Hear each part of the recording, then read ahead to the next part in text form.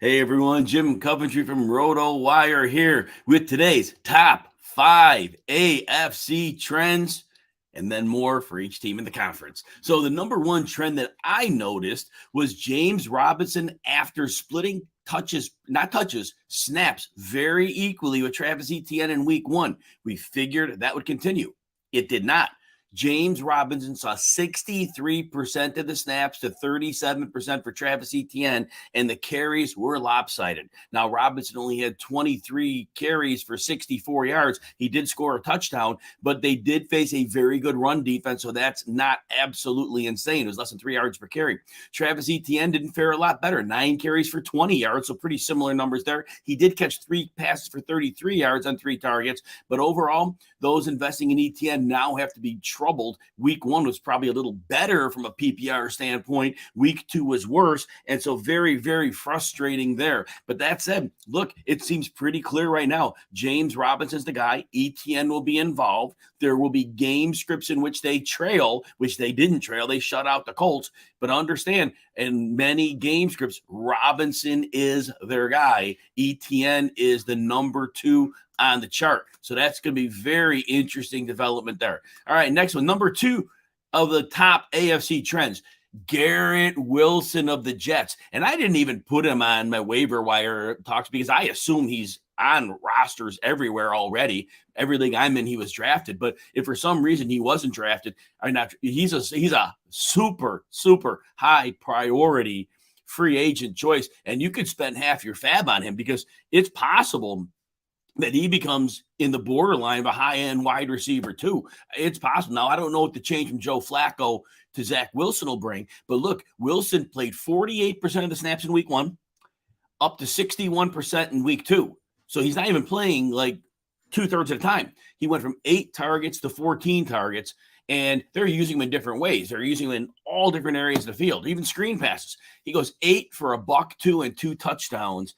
And he is on his way. I mean, when a rookie like this, 10th pick in the draft, starts going off like this, you got to assume it's a harbinger of things to come. So, yes, Garrett Wilson, he's on his way. Elijah Moore is a bit of a downgrade. I was pretty much high end on Elijah Moore. Again, the caveat, will things be any different when Zach Wilson's back? Is Elijah Moore, is that Zach Wilson's guy? It's possible. The veteran Joe Flacco utilized Wilson, but we're going to see. It's going to be important to see. Right now, Wilson's the guy. Number 3 takeaway. So the question was, Isaiah McKenzie was said to be the guy. For a while, I thought Jamison Crowder would be. And then the report said it was all McKenzie. It's neither. They're both gadget guys. They're both guys that are going to be used in different packages. But even with Gabe Davis out, and I know the end of the game, they didn't play anybody. But that said, McKenzie was 46% of the snaps. Diggs was in like closer to 70. They pulled starters, so that was fine. Crowder, 28%. But again, the targets, 3-2. Last week, they were 1 target apart. There is very little difference between these guys. But based on what I'm seeing right now, I don't think there's upside with either. You get the spike week out of one of them on occasion. You come up with a 2-touchdown game at any point in time. But I don't think either of these guys are more than a deep, deep flex option, and that's about it. Number 4 takeaway. Treylon Burks of the Titans, still not playing half of the snaps, but he went from 37% in week 1, 45% in week 2, 5 targets to 6 targets, but he looks good. Playing the Bills are a very, very tough defense. And he was 4 catches for 47 yards, but he looked big. He looked like he could move well. He could get open in his zone, and he had a physical presence about him. I think no matter what the camp reports were, he looks good right now. He is a player to target. Fantasy managers that are rostering him, if it's not you, may still think that there's doghouse up. The snap count may be a problem. This is going to keep moving up and up and up, in my opinion. He'll phase out Nick Westbrook-Akine very, very soon. So it's a great buying opportunity on Treylon Burks. Number 5 takeaway. The Jets backfield. So we don't need to rehash the whole thing with Michael Carter and Breece Hall. But we do need to tie in the fact that Ty Johnson played 19% of the snaps and ruined 3 targets for the other guys. No offense to Ty Johnson. But you have Michael Carter, Breece Hall, high second-round pick, and they're putting Ty Johnson in the game. Now, maybe there was an injury I didn't understand, but I didn't hear about an injury report, so I don't think that was the case. And the game was obviously close the whole way. They had to come from behind to win. So I don't understand why they're spending targets and snaps when they have two excellent running backs. Johnson went one catch for 4 yards on his 3 targets. That said, Breece Hall was down to 27% of the snaps. Now, he handled 8 touches and he turned to 60 yards and a touchdown. He did well, but that's not what fantasy managers want to see. Hopefully that gets corrected. Michael Carter, 61% of the snaps, 5 targets to 1 for Breece Hall. They each had 7 carries. But right now, Carter remains the guy, but they better fix the snap share, so Hall is at least closer to half instead of this 27% stuff. But it's very, very troubling to see that. I can't imagine that lasts. And that's number 5. That was it. So now let's go to each team. We'll do a little breakdown of some of these trends. Isaiah Likely, 36% in the snap, so not much for the Ravens. But again, 5 targets. He saw 4 in week 1, didn't have a catch. This week he caught 4 or 5 for 43 yards. Again, later round tight ends, mid-round tight ends, they don't normally do anything in fantasy football the rookie year, but likely he's maybe more like a shifty slot receiver for them, and they need receiver help. So you'll have hit and miss weeks, but in a real deep league and a flex, you might consider him. Tight end premium league, got to keep a 3rd tight end, might consider him. All right, the Bengals. I'm worried. The trend of Joe Burrow, 4 picks in week 1, should have been a 5th. Got away when it was a dropped interception. Fortunately, he digs them in a hole, so he's able to come back with 53 attempts and 338 yards and 2 touchdowns, so he kind of bailed his fantasy day there. But then last week against the Cowboys, 24-36, 199 yards and a touchdown. Unacceptable, right? Completely unacceptable. The Cowboys blindside him. Now, 2 teams with pass rushes. They did have TJ Watt till he got hurt in Pittsburgh. Last week we had Dallas. Both teams... And again, I've talked about this in other shows, the predictability of the Bengals offense. Typically, when they're under center, they're running, occasional play action pass. When they're a shotgun, they're passing. Defenses know this. The route combinations are nothing special. They know what they're getting. So teams that are preparing for them, that's going to be a problem. And the offensive line, not fixed yet. They address it in the offseason. Might take time to gel, but basically we saw the Cowboys stunting, getting rushers into the middle, and that was very, very successful. There is film. Teams are going to follow it. Now, does everybody have the pass rush of the Cowboys and the Steelers? No. So there's something there. Joe Mixon, since week 13 last year when the team turned the offense over to Joe Burrow, it became pass heavy. Mixon hasn't been getting 3.5 yards per carry at all since then. Week 1, he had 27 carries, 82 yards, 3 yards a carry. And then this week, 19 carries, 57 yards. It's like 3 yards a carry again. So it is not going on. Now, first week, he had 7 catches for 63 yards. He bailed it out, but he hasn't been scoring touchdowns since week 13 last season. He really only a couple, but that was it. He's not finding the end zone regularly. He'll get volume.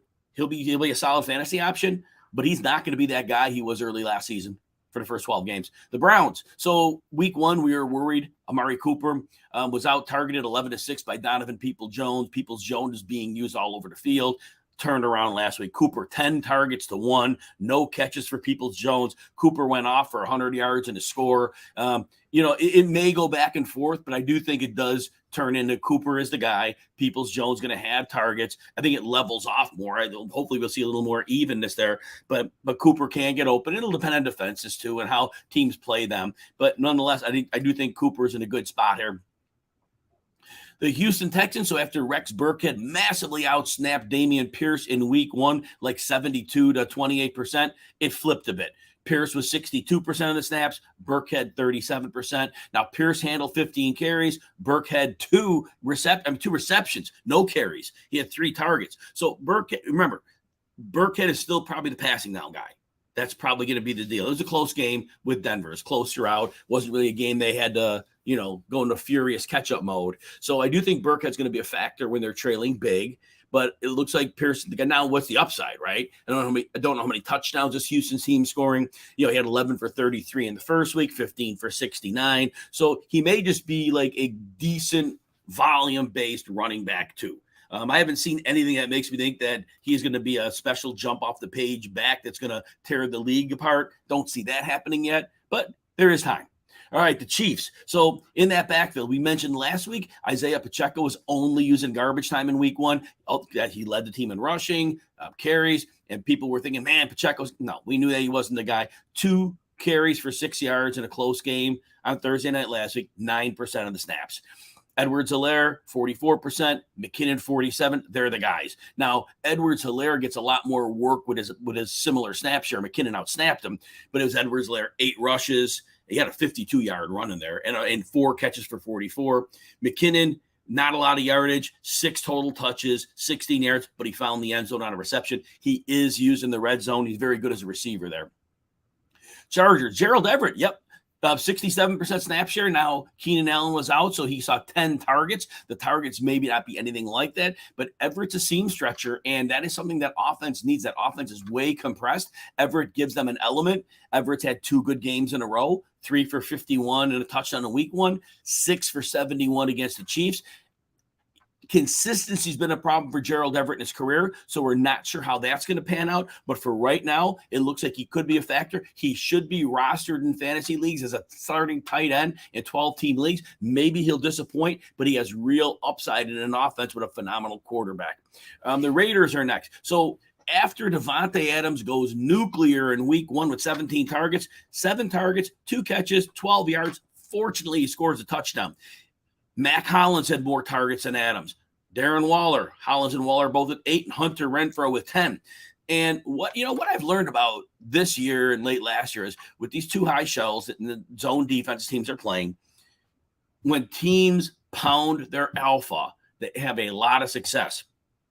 When they spread the ball out more, it tends to benefit the defenses because more mistakes happen when you're getting it to your lesser targets. Week 1, we learned a lot when we saw Justin Jefferson, Devontae Adams, Cooper Kupp. We saw the heavy receivers getting pounded. Last night, Stephon Diggs. And when they're not pounded with targets, Justin Jefferson not pounded with targets in week 2. Now, when they got blindsided anyway by the Eagles, Devontae Adams not pounded with targets. They lose in overtime. Cooper Kupp sees the targets. They win. Now, that's very crude analysis, but against the defenses of right now, the alphas are the key to unlocking everything. And look, you can alienate teammates, but to me, that is a true key to beating these defenses, these zone defenses. The Dolphins, don't get too excited with Mike Gesicki's 4 catches, 41 yards, and a touchdown. Here's what I want you to know. He plays 62% of the snaps. Great touchdown. However, notice, his snaps mostly came when Cedric Wilson, the slot receiver, was knocked out of the game. Wilson played 31% of the snaps. Gesicki's a slot receiver. Now, unless they displace Cedric Wilson and they make Gesicki the full-time slot, which I don't think happens, now that would be a different story.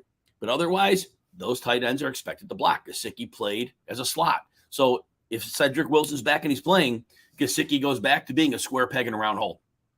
The Patriots, I think he could drop Hunter Henry. If he's your tight end, I think you can let go of him.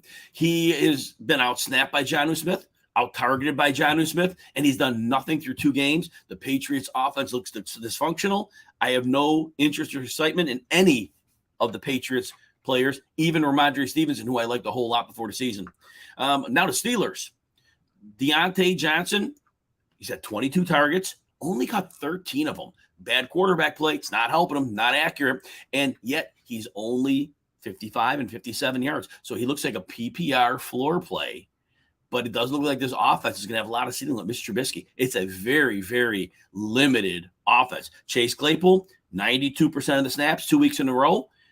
He had 6 rushing attempts in week 1, but the receiving, 4 for 18, 4 for 26. This is dink and dunk at its finest. Ben Roethlisberger may be gone, but Mr. Trubisky is doing the same things that Ben did. George Pickens, loved the snap share, went up to 85% last week. 3 targets in each game, 1 catch in each game. One point, he was wide open on the sideline. Mr. Trubisky airmailed him, and Pickens, I think, just looked up. It looked like me, like it was frustrated. Look, if you like this show, smash the like button if you're on YouTube and a subscribe button. We really would love you to be part of the following we have here. And if you like our content, get 2 days free behind the paywall at RotoWire. Go to rotowire.com/try. Thank you for your time. Everybody have a great rest of your day, and we will talk soon.